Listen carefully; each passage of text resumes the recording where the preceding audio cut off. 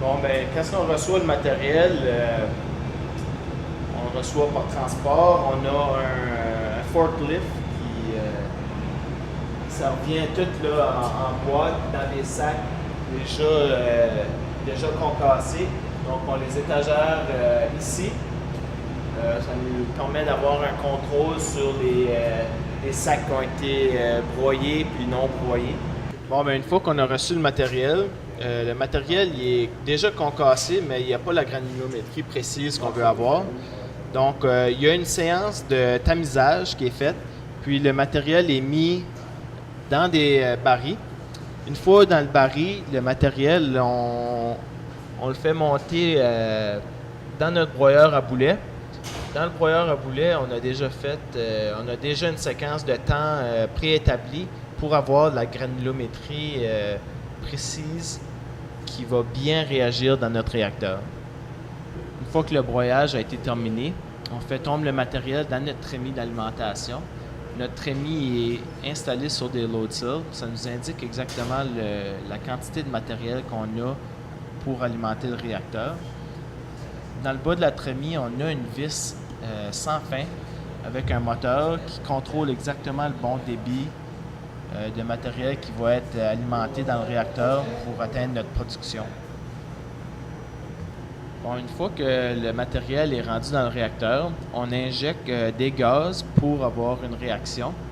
La réaction a lieu dans le four. Le four, la température est contrôlée. Avec la rotation du tube, le matériel et les gaz se mélangent, puis avec la température, le matériel il devient soluble. Une fois que la réaction a lieu, c'est terminé, il faut refroidir le matériel. Donc, on a une zone de refroidissement. On a des fans qui lancent de l'air froid autour du tube, ça refroidit le matériel. Puis ensuite, il est déposé dans notre trémie de sortie. Une fois que le matériel a tombé dans notre trémie de sortie, on a préparé notre cuve de mise en solution. L'acide qui est à l'intérieur est chauffé. On alimente le matériel de notre trémie avec une vis sans fin. C'est contrôlé pour avoir une certaine quantité. Notre cuve est installée sur des balances. Ça nous indique le poids exactement de la cuve. Ça nous indique exactement le poids de matériel qui a été alimenté. Une fois que la cuve a atteint la température requise, on l'agite. On a un agitateur. C'est agité, puis c'est prêt pour une filtration. Bon, ben une fois que le matériel est prêt à être filtré de notre mise en solution, on parle de notre pompe de filtration. Le matériel arrive avec la boue de céramique.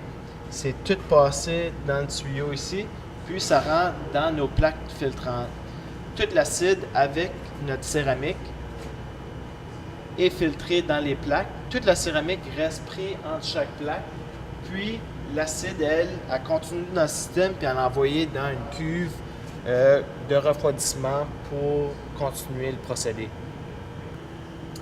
Bon, ben une fois que notre filtration est terminée, il nous reste encore des particules de matière fine de céramique dans l'acide. On veut s'en débarrasser parce que c'est pas bon pour le reste du procédé.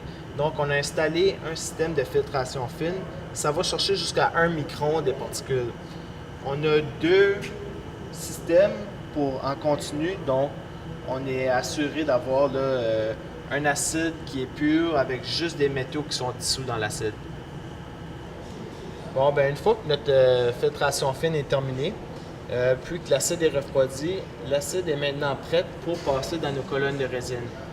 L'acide passe de haut en bas sur 3 colonnes continues. Comme ça, on est assuré d'aller chercher toutes les PGM qu'il y a à l'intérieur de l'acide. La résine va vraiment capter toutes les PGM qui passent dans l'acide. Une fois que c'est terminé, l'acide reste dans une cuve, puis toutes les PGM qu'il y avait sont vraiment captés là-dedans.